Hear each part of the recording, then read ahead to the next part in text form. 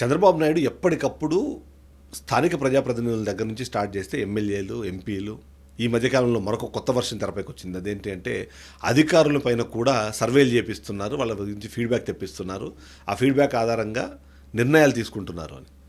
So ఇవన్నీ చేస్తున్నారు, బాగానే ఉంది. ఆ తీసుకుంటున్న నిర్ణయాలు ఏంటి, ఆ నిర్ణయాల వల్ల రాష్ట్రానికి వచ్చే లాభం ఏంటి, ఇవన్నీ కొద్దిసేపు మనం డిస్కస్ చేయాల్సిన అవసరం ఉంటుంది. ఎందుకంటే ఒకటి, ఎమ్మెల్యేలకు సంబంధించి ఇప్పుడు వైసీపీని అంత ఘోర పరాజయము ఇచ్చి ప్రజలు ఇక్కడ కూటమికి అధికారాన్ని కట్టబెట్టిందే గత ప్రభుత్వ హయాంలో అన్యాయాలు జరిగాయి, అక్రమాలు జరిగాయి, ప్రజాకర్షక పాలన జరగలేదు, ప్రజాకంటక పాలన జరిగిందని చెప్పారు. కానీ ఇప్పుడు జరుగుతోంది ఏంటి, మెజారిటీ ఆఫ్ ది ఎమ్మెల్యేలు అందరూ కూడా ఇవాళ అవినీతిలో కూరుకుపోయారు అన్నదే ఒక ఆరోపణ. దాని తగ్గట్టు ఏంటి, ఈ సర్వే రిపోర్ట్లు వీటి పేరుతో మేము ఏం చేస్తున్నాము, అగైన్ మళ్ళీ ఆ సీక్రెట్స్ అయితే వాటి బయట పెడుతున్నాం. మనం టాప్ అంటే 175 మెంబర్స్ ఉన్నారు, 11 మంది పక్కన పెడితే 164, వాటిలో జనసేన, బీజేపీ పక్కన పెట్టి ఒట్టి టీడీపీ నాయకులు అనుకున్నప్పుడు ఆ టీడీపీ నాయకుల్లో ఎవరెవరు ఏం మాట్లాడుతున్నారు, ఎలా మాట్లాడుతున్నారు, అక్కడ ఏమి ఆరోపణలు వస్తాయి, అవన్నీ కూడా బాహాటంగా డిస్కస్ చేసుకుంటే మీరు ఎంతమంది నేతలకి ఇప్పటికీ అసంతృప్తి స్టార్ట్ అయిపోయింది, వ్యతిరేకతగా మారే అవకాశం ఉన్నది ఏంది అన్నదానికి లెక్కలు మనమే చెప్తున్నాం. ఎందుకు, మొన్న చూసాం 1 ఇయర్ పాలన అయిపోయిన తర్వాత వన్ ఇయర్ పాలన సందర్భంగా కొన్ని సంస్థలు సర్వేలు చేసి ఆ సర్వేల ప్రకారం ఏంది, ఇప్పటికే 35 నుంచి 40 సీట్లని ఒకరు, 50 నుంచి 60 సీట్లని ఒకరు, ఇంతమంది దగ్గర వ్యతిరేకత స్టార్ట్ అయిపోయింది. అంటే ఉన్న వాళ్ళలో 50% పైగా ఎమ్మెల్యేల మీద వ్యతిరేకత, అసంతృప్తి స్టార్ట్ అయింది అంటే అది ప్రభుత్వం మీదకి ఎంత ప్రొజెక్ట్ అవుతుంది, ఆ ప్రొజెక్ట్ అయ్యే నేపథ్యంలో అది ఎక్కడ దాకా వెళ్తుంది. సో స్థానికంగా ఉన్న ఎమ్మెల్యేలు గతంలో ఉన్న ఎమ్మెల్యేలకు భిన్నంగా ఏమైనా పనిచేస్తున్నారన్న ప్రశ్న ఇస్తే మాత్రం అలాంటిది ఏమీ లేదు. యాస్టీజ్ నడుస్తుంది. పైన ప్రభుత్వం మారింది, ఎమ్మెల్యేల స్థానాల్లో పాలకులు మారారు. కానీ మనము గతంలో మాట్లాడుకున్న అందరూ ఏవైతే చీదరించుకొని ఏదైతే పార్టీని కాదని, వైసీపీని కాదని టీడీపీకి లేదా కూటమికి అధికారం ఇచ్చారో ఇప్పుడు అదే జరుగుతుంది. మొదటిది రేషన్ బియ్యానికి సంబంధించి డాన్లు ఎవరు, దాంట్లో కింగ్ పిన్లు ఎవరు, అన్నీ ఆ డీటెయిల్స్తో సహా వస్తూనే ఉండే. అవన్నీ సేమ్ ఏ కాకినాడ పోర్ట్ నుంచి అయితే గతంలో వైసీపీ నాయకులు ఎక్స్పోర్ట్ చేశారని చెప్పారు, ఇప్పుడు నాయకులు కూడా అదే దాని నుంచి ఎక్స్పోర్ట్ చేస్తున్నారు, కిలో 60 నుంచి 70 రూపాయలకు అమ్ముతున్నారు అన్నది చెప్తూ వస్తున్నారు. సో ఇంకా అక్కడ ఏం మారింది. రెండోది ఇసుక. చంద్రబాబు నాయుడు చాలా క్లియర్గా ఉచిత ఇసుక అన్నారు, కేవలం హ్యాండ్లింగ్ ఛార్జెస్, లోడింగ్ ఛార్జెస్ మాత్రమే ఉండాలి, మిగిలినంతా ఉచితంగా ఇసుక రావాలన్నారు. కానీ ఇప్పుడు నిజంగానే ఉచితంగా ఇసుక వస్తుందా, లేదా ఉచితంగా ఇసుక అనే పేరుతో తీసుకెళ్ళి ఎన్ని లక్షలాది రూపాయలు సంపాదిస్తున్నారు స్థానిక నేతలు దాని మీద మనకి క్యాల్కులేషన్ లేదా, అవన్నీ ఇన్ఫర్మేషన్ ఉంది. వాటి గురించి కూడా బహిరంగంగా డిస్కషన్ జరుగుతోంది. అక్కడ అసంతృప్తి వాదులు కొద్దిమంది ఉంటారు, అసమ్మతివాదులు మరికొద్దిమంది ఉంటారు.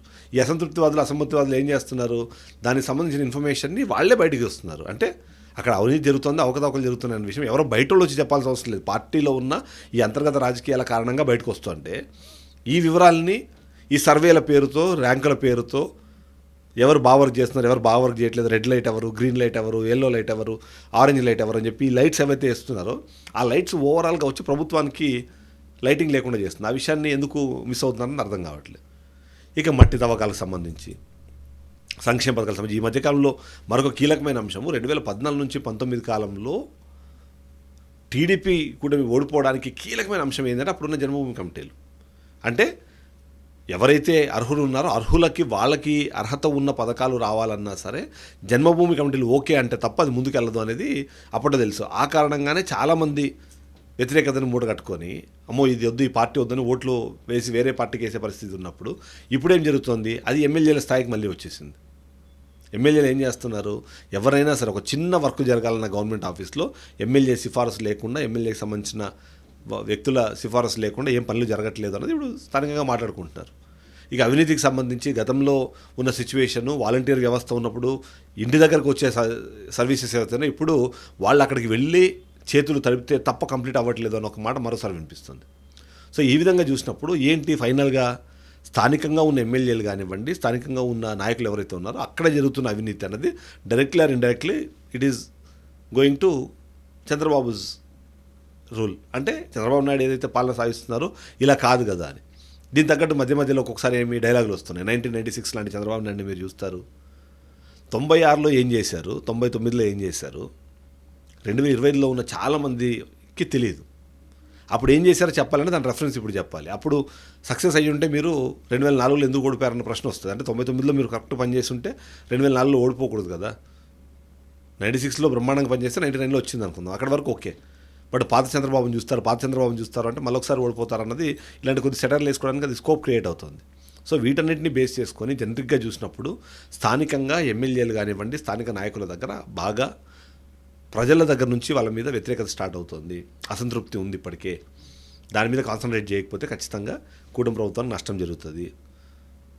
కనీసం ప్రతిపక్ష హోదా లేని వైఎస్ఆర్సీపీ బయటకు వచ్చి మాట్లాడే మాటలు దానికి సోషల్ మీడియాలో వినిపించే ఒక ప్రచారం ఏదైతుందో, కనిపించే ప్రచారం ఏదైతుందో అది వాళ్ళకి హెల్ప్ అవుతుంది. సో అది కాకుండా ఉండాలంటే ఏం చేయాలని చూసుకోవాలి తప్ప ఈ ర్యాంకుల పేరుతో, ఈ సర్వేల పేరుతో, వాళ్ళ పనితీరు పేరుతో ఇన్ఫర్మేషన్ బయటికి పంపించడం ద్వారా మీ అంతటా మీరే పార్టీని, ప్రభుత్వాన్ని అస్థిరపరచుకుంటున్నారు అన్నదైతే మనం చెప్పొచ్చు. Thank you.